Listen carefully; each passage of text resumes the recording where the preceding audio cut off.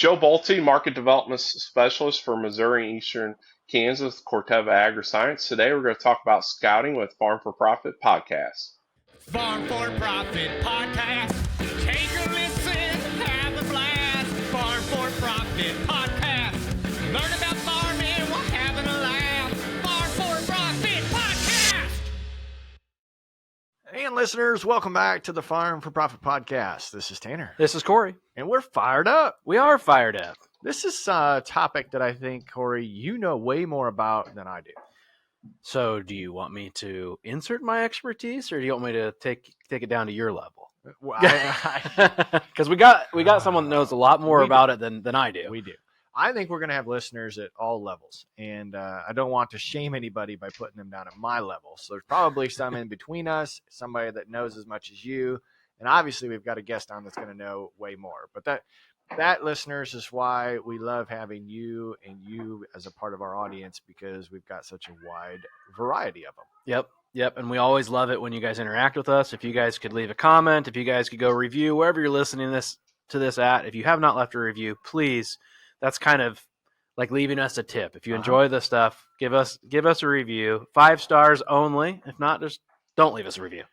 we love the text messages, 515-207-9640. Also emails, farmforprofitllc@gmail.com. Got an email just this week that said they watched the podcast that had Lance and Zane Frederick of Frederick Harvesting on from Kansas. Spent several years working at a small post office where they met several of the Frederick employees over the years. They're amazing people, small town of 45 residents. She sent us a couple of pictures of all their equipment lined up down Main Street. It literally stretches the length of the town. That's amazing. And that's just one of many really good comments that we had about those. That's pretty cool when you get those comments in. And it was on every platform too. It was. And we need to get better at reading these messages. We do get all of them. We do try to respond to most, if not all. So we're going to start inserting more of those onto the shows. But thank you again for being a part of Farm for Profit. You make us who we are.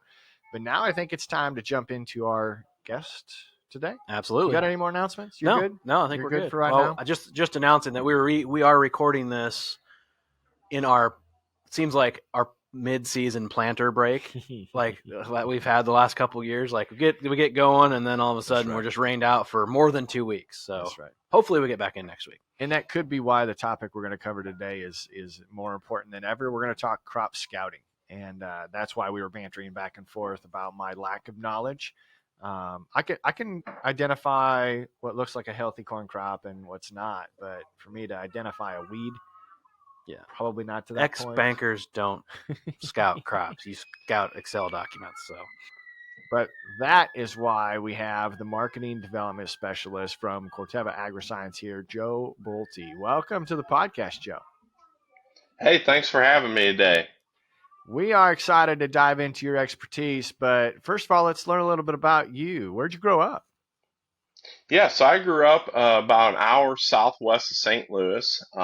Grew up on just a small family row crop farm there, so wanted to do something in ag. So I went to Mizzou, did my bachelor's in agronomy, and then my master's in weed science there, and then now I've been with Corteva in this role for coming up on four years here as a market development specialist. So I cover all of Missouri minus the Boot Heel, and then the eastern half of Kansas. So go out to about Highway 281. There's my line. So quite a bit of different geography there when we're talking about recommendations in Missouri versus central Kansas there. So you get to see a little bit of everything from wheat, sorghum, corn, soybeans there. Okay. And yeah, you're still living in that area then?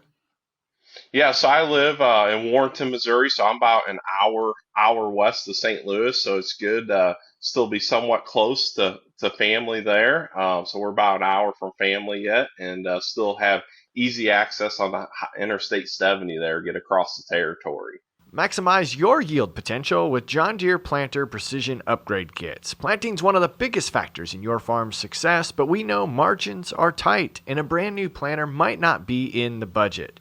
But that's why John Deere gives you the power to upgrade. Boost speed with ExactEmerge, optimize product placement with individual row hydraulic downforce, Exact Shot, and FurrowVision, or enhance efficiency with Exact Rate.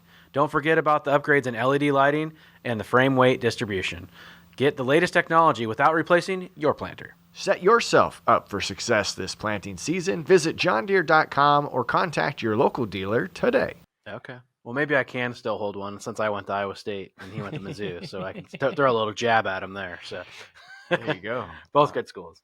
I do appreciate that background. So you're with Corteva. Have you always professionally worked with them, or what's your career looked like? Yeah, so I before so like I said, I did my master's there at Mizzou, and then after grad school and did work for a competitive company, did a lot of third party research, and then after did that for about 6 years out of grad school, and then been with Corteva here going up on 4 years this August. All right. So let's get into the meat and potatoes of this. How has planting season been in the area that you cover? Yeah, I say so. We have a little bit of a mixture. Overall, the east side of my territory, I say, is a little bit further behind. As we get into western Missouri and eastern Kansas, definitely a lot more planting progress. There's some areas there that are 70, 80, 90% done on corn. I say overall, not a ton of beans in the ground yet. Definitely more of the corn's been completed. Then we get on the east side of the state, a lot of weedy fields. Been a little bit wetter there, so definitely east to west, with the east being just a little bit more moisture this spring and a little bit harder to find some windows. Very good. I'd say we're probably just behind you here in central Iowa.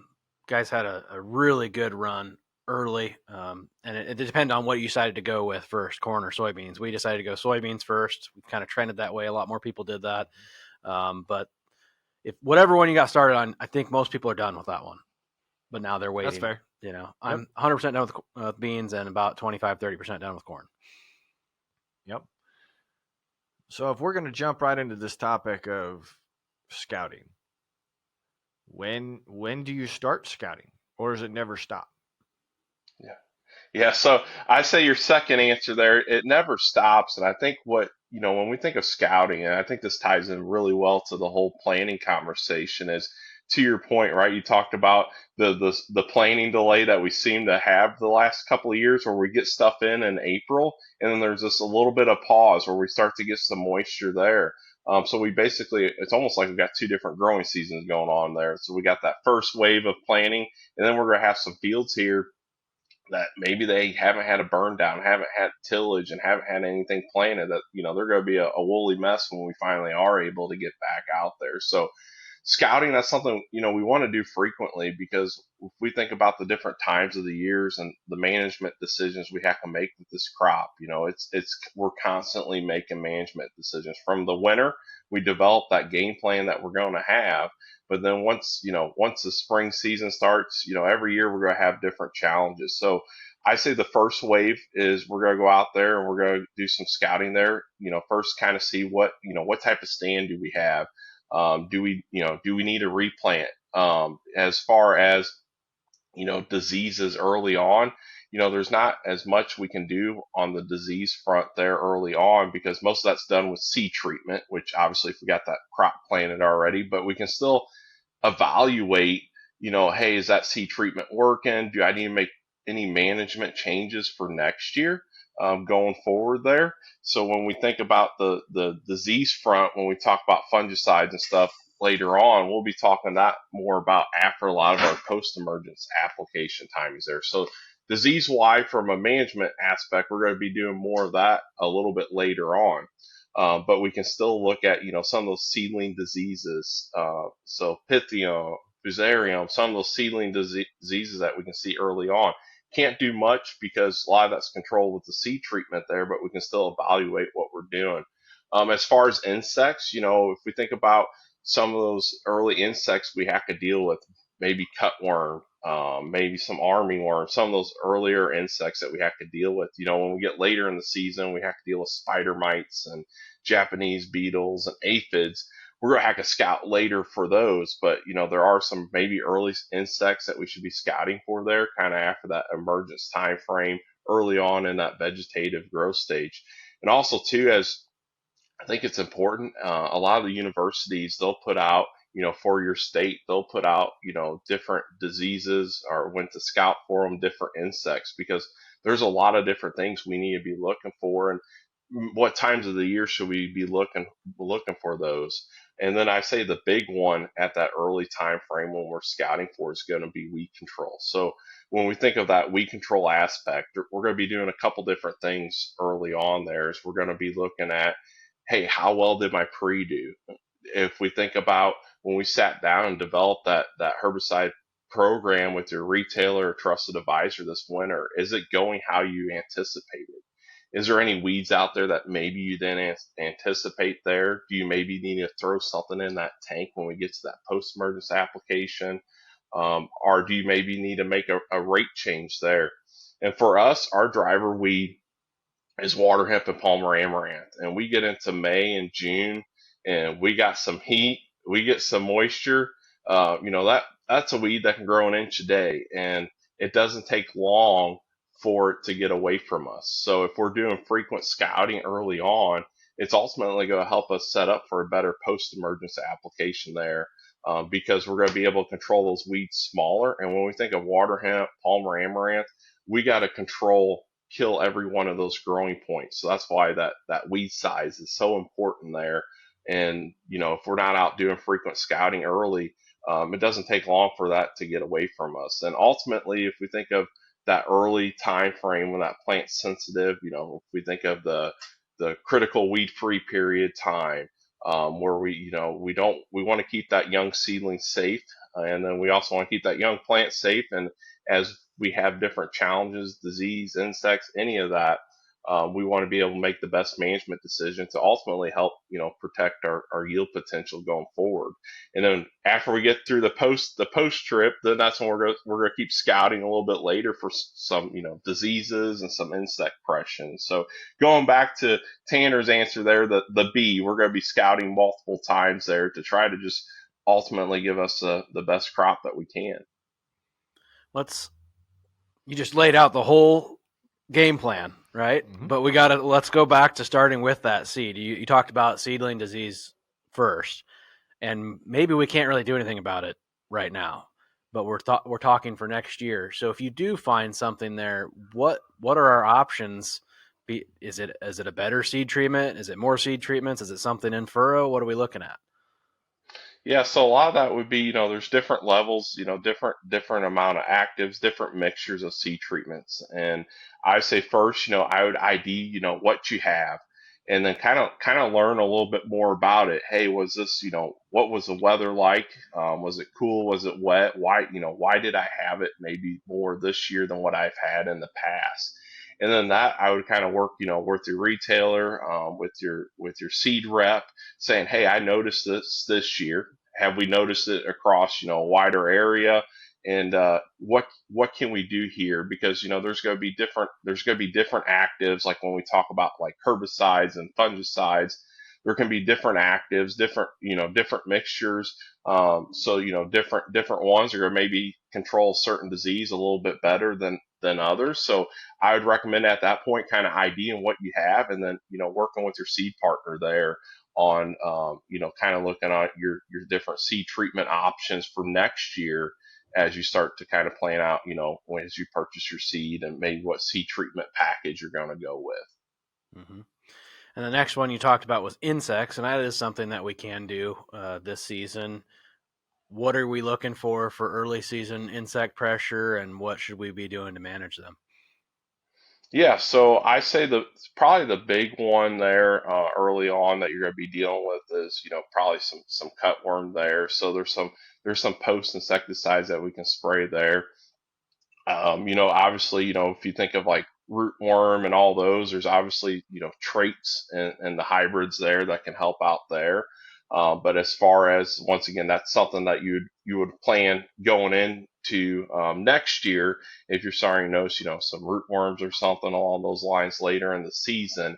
And that I'd be, working with your seed advisor there and just trying to figure out, hey, do I maybe need a different, trait change or working with them on that package if you got anything that can be controlled with the trait. But when we start thinking about cutworms, and as we get a little bit later into the season, aphids, Japanese beetles, spider mites, those we're going to be spraying more with a post insecticide. So then we would want to be scouting a little bit later on to ensure that first identifying the insect correctly. I always probably don't like identifying insects as much as weeds, because insects like to hide from you, right? So a weed, you can go out there, you can go take your lunch break and go back, and you know it's going to be there, right? So you're going to have time to identify that. But insects, sometimes they can be a little trickier to find, to make sure we're IDing the right thing there. So how do you make sure you get them? Do you take like a spade and dig up a soil slice, or what do you do when you might not be sure what insect it is? Yeah, so I say any of a lot of times a sweep net,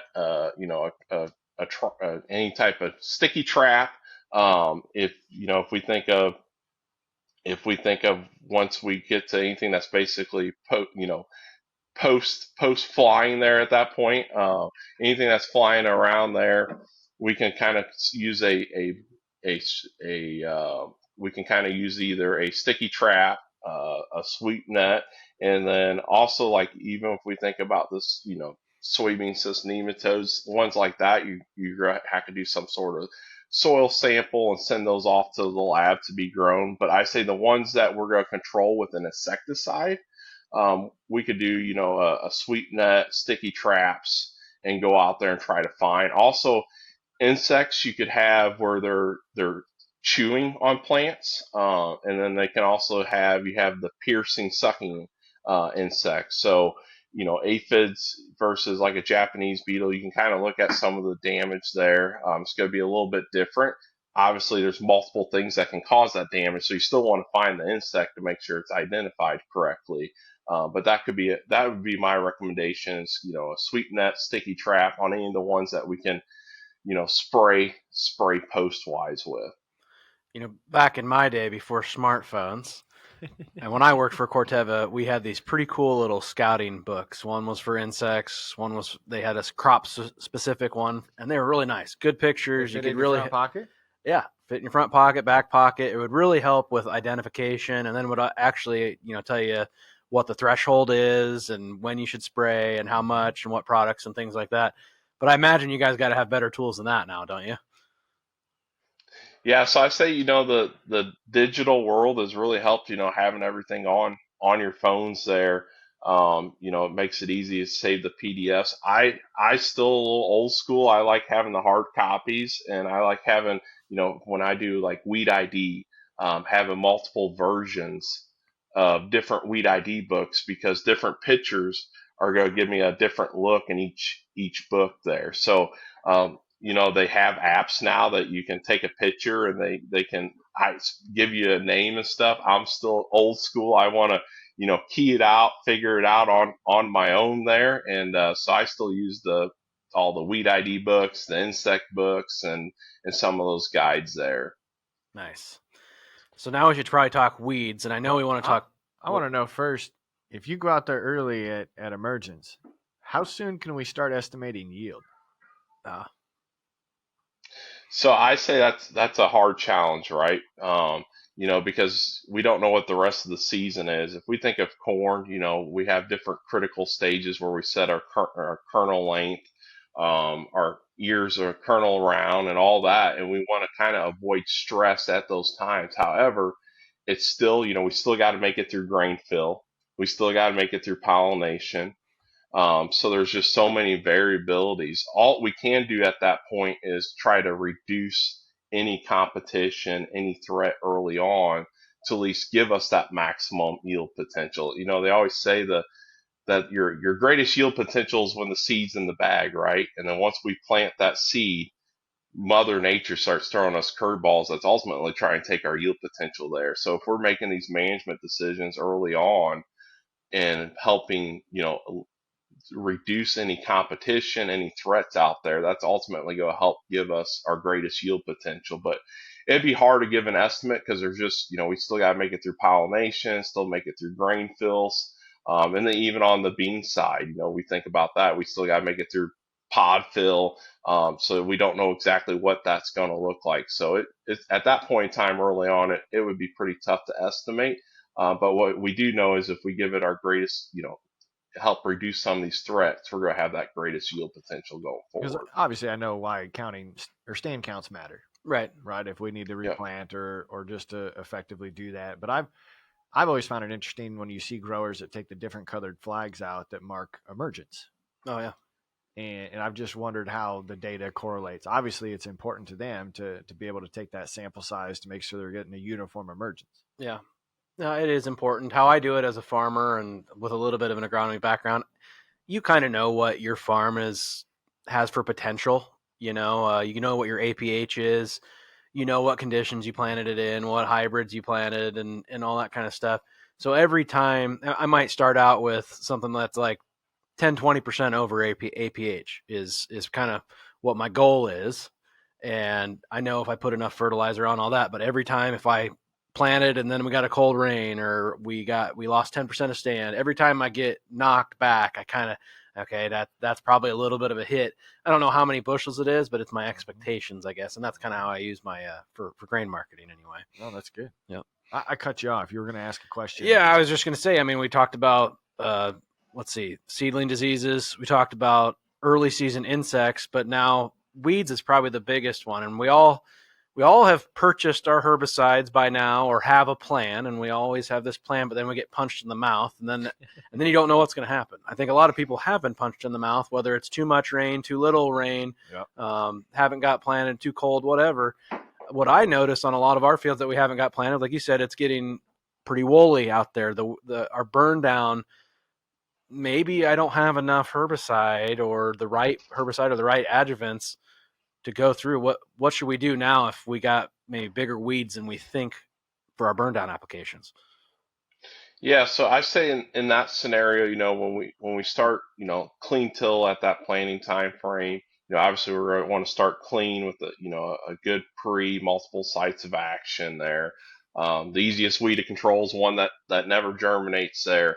So we want to make sure we still have those residuals, but looking at, what is that, some of these pre-emerge products will have some burn down activity, but is there maybe an adjuvant that needs to be added to them? But usually as we get into that May time frame, now we're looking at additional tank mix partners. So what are some of those tank mix partners, that we can add to those products that don't put us in a plant back restriction? Because now we want to be selecting products that we know that we can add to pre that don't put us in a plant back restriction, because once we dry out, we're going to go and get things planted, right? We're going to want to control the weeds and get our pre put down and not get put in a plant back. So my recommendation there is kind of, working with your advisor there on what current pre you're having. We still want to run a good pre, multiple modes of action, start clean.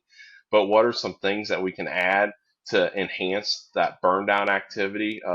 Maybe it's a different weed that's out there. As earlier on in a burn down application, we may not be dealing with water hemp and palmer, but as we get into May in these burn down applications, there's going to be water hemp and palmer out there. So do you have the right burn down product in that pre-plant, pre-emerge application? So sometimes at this, we're just going to have to add other tank mix partners to it to ensure that we get a good burn down when we apply our pre-plant application. But we're going to want to select products that aren't going to put us in a plant back restriction, because we want to be able to get things sprayed and be able to plant, because at that time frame we're getting into May, early June, and we're going to want to make sure we get some stuff in the ground. What products would those be that Corteva offers that would be a good tank mix partner? Yeah, so on the soybean side, so if I think of some of our pre-emerge products there, for instance, Sonic, you could take Enlist One and add Enlist One to Sonic in your pre-plant, pre-emerge there. So that Enlist One could be a way to kind of basically help enhance the burn down activity there on the Sonic, because Sonic would have some burn down as well as residual activity. But as we get into that time frame, we're going to probably want to add, some, enlist on any of those products that are enlist one's tank mix approved with. Also, maybe add some glyphosate as well, and then add some, crop oil, MSO, some sort of adjuvant there to kind of clean things up. Then on the corn side, Resicor Rev with the copyrolate containing component is going to do a really good job on some of those early emerging summer annual broadleaf weeds like ragweed, and it'll also do a good job on some of those winter annuals that still may be out there like mare's tail. And then you'll have your mesotrione, your cetaclor for a residual there. So Resicor Rev would be a good example of a product, a three-way mix product that's going to have some good burn down activity. And then of course we would, want to add some atrazine, some glyphosate, which atrazine is a restricted use pesticide, but we still want to add, atrazine and glyphosate too to kind of help with some burn down on some other weeds as well.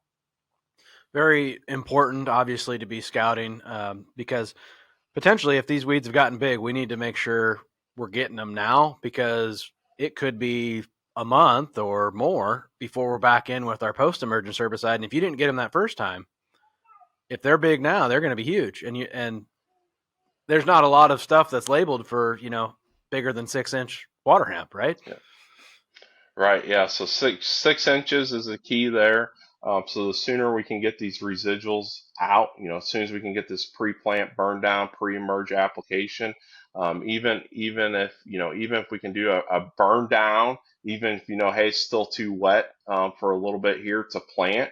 If we can, these fields that are a woolly mess, if we can just do a traditional burn down at this point to kind of clean things up, so that way when you do come in and apply your pre-emerge or pre-plant application there, your residual, you're kind of ready to go there. You're not trying to clean up as big of weeds there, trying to control them with 6 inches, because that's the deal now is we're going to start having water hemp and Palmer amaranth and on any of these fields, and it can get away from you in a hurry.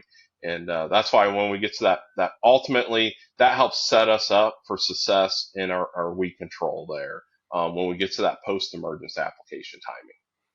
Yeah. So what does scouting look like before we make that post-emergence pass? What are we looking for to make sure that we're going to get the right tank mix and the right plan going forward?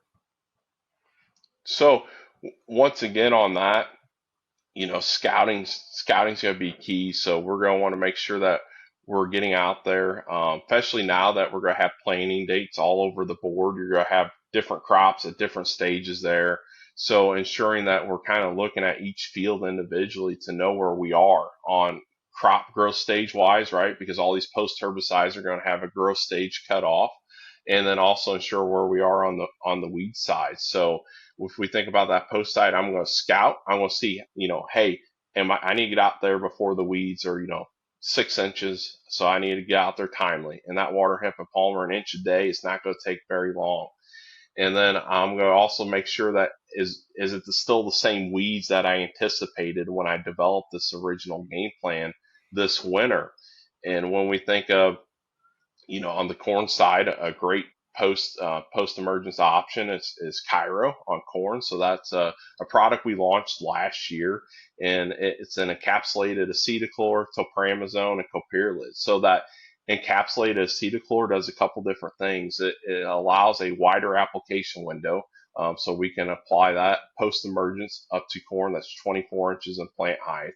And then also that encapsulation is going to allow greater crop safety. So in a year where we're going to have different crop stages on these post trips, maybe we're wet, maybe we got some corn planted in early April, and now we're sitting here, it's wet, and we haven't been able to spray our post-emergence. So a year like this, having a product that has, wide application window is key. So Cairo is a post-emergence product that we can spray up to 24 inches. And I mentioned Resicor Rev earlier. So Resicor Rev is also encapsulated acetochlor. We can spray up to 24 inches. That's a product we can spray pre or post. Cairo would be a post-only product there. But both those products have, great tank mix flexibility with your traditional add-ons that we're going to throw in with a herbicide there, glyphosate, atrazine. And then on the soybean side, so if we think about water hemp and Palmer amaranth, what makes them so challenging is just not how fast they can grow, but how wide their applicate or how wide their emergence is. So this is a weed that will start to germinate in May, end of April, and I've seen it germinate all the way into the end of the summer, early fall, if conditions are right there. So that's what makes it challenging. Is it's Yeah. one that's constantly wanting to germinate, and so that's why on the soybean side, if I think of Inversa, that's a new product this year, so that's going to be an in-season residual there.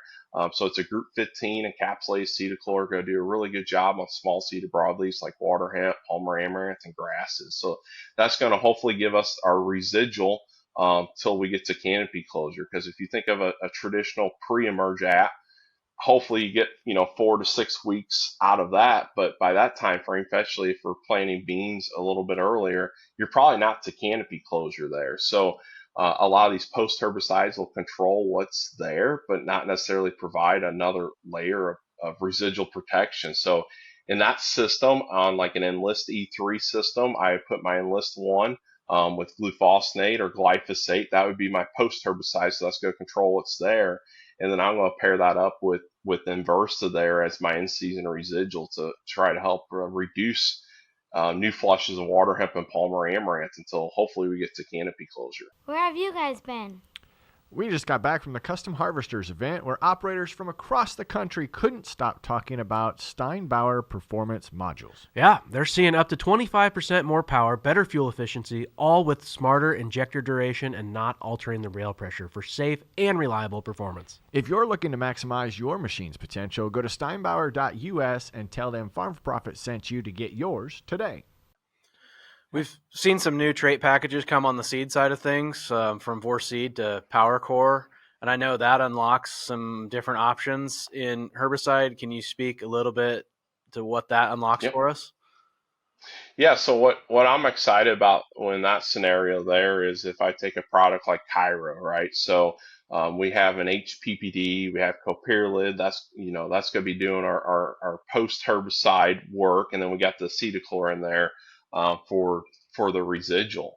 And what that Vorseed or that enlist tolerant corn does for us is that allows us to add a growth regulator, and that's going to be using a trait to metabolize it. So, we're going to be using a trait. So we're going to have really good crop safety there. So it's a way to add a growth regulator to where we can spray corn with 2,4-D with, not all the baggage that we would have out of a traditional 2,4-D corn label there. And it's going to be a little bit bigger rate than what we've traditionally been able to run on 2,4-D and corn, and we're going to have that crop safety there. So for me, if I think of water hemp and Palmer, why I get excited about that is I can still use my traditional corn chemistry, and now with that Vorseed or enlist tolerant corn, I can add that bolt on with enlist 1 there.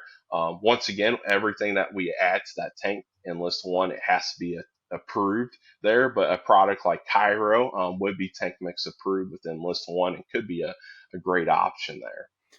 It also gives you an option if it's the first year of Vorseed and corn on corn for an additional actual like volunteer corn control, correct? So it is FOP tolerance there. So FOP tolerance there. So not all the FOPs, not every FOP has a label there.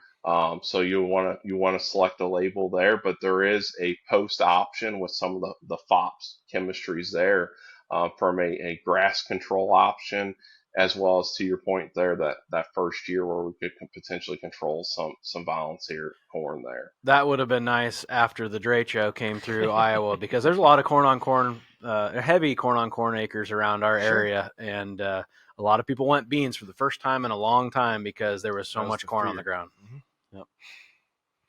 So, Corey, how often are you in the fields? I know you've got a series on TikTok of every Friday you're in your bean fields. Yeah, I try to get in my fields at least once a week. I am the typical farmer. I will drive around quite a bit, but I try to make myself be at least once a week. Maybe that's not enough, but that's how much I have time for. How valuable is it for it to be increased frequency, Joe, to be out there? Yeah, I say once a week's, good, right? Because you still have other things you're trying to manage, right? You're Yeah. you're trying to get applications done and stuff. So I think, setting aside, once a week to go out there. I say probably the more critical time is when we're kind of borderline of spraying maybe that post herbicide when you're kind of on the fence. Hey, do I pull the trigger? Just because water hemp and palmer can grow so fast, we probably would want to be a little more frequent at that time frame just because of their growth. But I say the rest of the season, probably once a week would be a good time frame to be out there looking at everything. And what's nice is we have access to all this technology now for, images from space. It seems like there's several apps that offer that. So like you can always kind of have your finger on it. If something comes up, you can get back out there pretty quick if you need to. Yeah. Yeah. So now we should probably talk about disease. Yep. And at what point should we start scouting for diseases in crops? So if we think of disease, when with weeds, we're talking about on that post herbicide time, making sure we're spraying the weeds when they're small. A lot of these fungicide labels they're going to mention that, hey, we want to get this on like right as disease onset occurs there. So traditionally, that VT-R1 brown silk application has for, from northern corn leaf blight, gray leaf spot, common rust, a lot of your traditional diseases, that's kind of been the optimum timing there. I say with diseases, we kind of talked about just knowing your insects, knowing your weeds. It's also important with your diseases, but I think what makes diseases a little bit interesting is knowing maybe the temperature or what conditions kind of favor those diseases, as well as does it overwinter. So if we think about like a southern rust, that's a disease that doesn't overwinter in the residue versus a gray leaf spot, tar spot. Those are going to overwinter in the residue. So with those diseases like southern rust, we're maybe looking at some of the maps and saying, hey, how far south is it? With me being in Missouri and Kansas, some years that is a disease that we do have to deal with, just depending upon where it's at, and that's one that can set in a little bit later. So knowing how it overwinters, what conditions favor it, but overall, kind of that BTR1 has kind of shown that optimum timing. Now, tar spot here the last few years, right? That's kind of been the one that everybody wants to talk about, because it's a newer disease that we've been dealing with. It's one that I say every year we learn a little bit more about. First reported in the U.S. in 2015. If you go back, that's 10 years ago now. But we know a lot more about that disease and how to manage it going forward. Now, that is one that I'd say you have potentially that it can move in a little bit earlier. But I say, some of that's going to be dependent upon, now a lot of the seed companies they have tar spot ratings in their catalog. So if you had, a sensitive hybrid, that could maybe be if you're in an area that has heavy pressure. I say for us, we're kind of on the southern side of things. We definitely have tar spot, but the development in our area was probably a couple of years behind what it was in Iowa and northern Illinois. This is a disease that continues to kind of move westward. So we've been dealing with the last few years, but we had a couple of years where we didn't have to deal with it there. So with tar spot, so today I say tar spot's the big one, so kind of focus on that. So a product like Approach Prima could be an option there.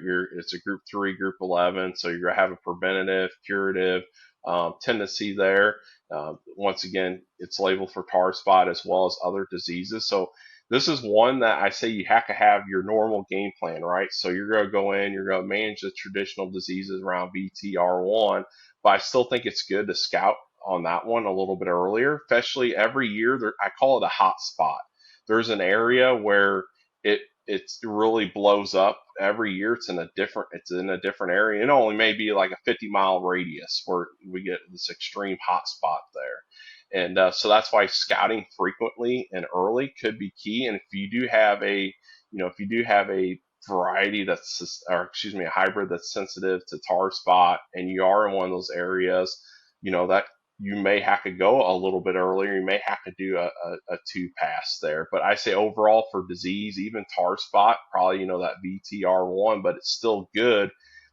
Because if you do wind up in that area, some areas, if you have heavy pressure the right year, you potentially may have to do two pass. But I say, on the corn side, we're going to be looking at kind of that VTR1. That will get our other diseases, tar spot. And then on the soybean side, I'm on the kind of the southern edge of it, but white mold, right? That's a big one every year. So for white mold on that, Viatude's a newer product there. So traditionally soybeans, we always say, spray your fungicide around right around R3, plus or minus the growth stage. So R2, R4, it's kind of a bell curve there. But with white mold, that's one that we're going to want to spray earlier. So that's going to be, hey, you got, every plant in that field's got a flower on it. I need to spray now. So we're going to spray that one R1, and then we're going to come back and spray again 10 to 14 days later, typically on white mold there. So Viatude's a great product there. If you do have white mold. And then when it comes to disease, I say don't always forget about some of those IPM strategies we can do, right? So if we think of white mold, right? Could we harvest if we got a field that's infected? Could we harvest that last? Row spacing, right? Wider rows versus narrow rows, which could that be an option? And then going back to tar spot, selecting hybrids that have more tolerance to tar spot there. Could be key there. And then that all ties into also knowing, if we talk about the importance of crop rotation, right? And that's also another IPM strategy for a lot of diseases and insects as well. But are there any host plants that you need to manage that you're like, hey, I'm doing crop rotation, I'm helping manage this insect or disease? Is there any other pest out there you should be managing? So for example, if we think of white mold, lamb's quarter can be a host, right? So if you switch to like corn and you're like, hey, I'm doing crop rotation, but if you're not managing maybe some of those other host sites, you could still potentially, have a host site out there. One earlier in the season, soybean cyst nematode. We talk about some of the overwintering weeds such as henbit, purple dead nettles. Are there some things we can manage there? And then going back to corn soybean rotation to help manage those traits to keep them protected. We want to make sure we're managing our volunteer corn on those years we plant soybeans, so we're not giving any of those beetles basically a host out in that field. So IPM is very important if we can implement that, and as well as thinking about, hey, what are some of those hosts that I should be managing when I am implementing my crop rotation as well. Do you know what IPM stands for, Tanner? No, I was going to ask you, which beat me to it. Integrated Pest Management. Okay. Well, I should have known that because we talked about that a little bit on our soybean cyst nematode episode. Clearly, you've never been to the IPM conference. No. They have a conference for that? Yeah, they do. They got a conference for everything. Yeah. No. So what are you seeing in your fields? Did you see any tar spot last year? I have had tar spot. It seems like 2019, 2020, I feel like I got it pretty early, a year or two before everyone was really starting to talk about it. But every time I've had it, it's set in late enough that it hadn't been a real big detriment to yield. But so it's there, and we know, it could possibly flare up if we have the right conditions. So I am concerned with it, and I am watching it. Yeah. And to your point there, if it does set in, some of the university data show if it does set in late, right, it's maybe not as detrimental as yield. And that's why I tell everybody, hey, fungicides still target that VTR1, but just be out there scouting. And to your point there, depending upon the year, is there anything that you may need to do different if you do wind up, if you have a sensitive hybrid or wind up in one of those hot spots, but still traditionally, VTR1, but being prepared to pivot if you need to. Maybe a two pass example there if it does set in earlier, but I still say overall to kind of help reduce some of the confusion, targeting VTR1, but scouting and be prepared to kind of pivot if you need to make any other management decisions. Yep. So you brought it up in the IPM discussion. The last thing we probably need to talk about is the late season insects. What are we looking for there, and what products should we be using to help control those? Yeah, so I say a couple products come in mind. So number one's going to be Intrepid Edge. So now Intrepid Edge, that's going to be a product that's good on loopers, leaf rollers. That would be some example for my geography. We use it more on like soybean podworm.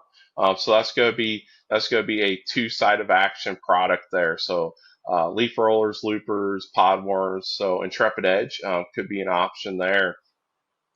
And then the other one would be Ridgeback. So Ridgeback, it has the isoclass active in it, and that is a Group 4C. That is the only active in there. That is a Group 4C there.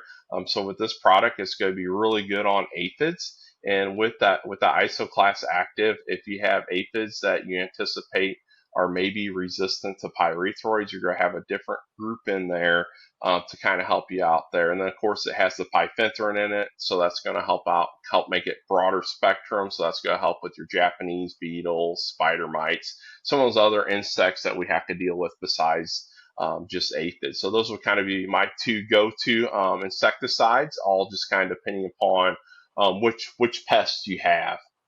Yeah. It's been several years, quite a few years since we've had to spray for aphids, but I know that was in the early 2000s when aphids first came around. That was my first experience with running a sprayer. Dad just turned me loose and said, "Here you go." So Yeah. I hope we don't have to spray for them, but it's nice to know that we have a nice portfolio of products if we do. Yeah. So if we go all the way back to the first question that I asked about, does scouting ever stop?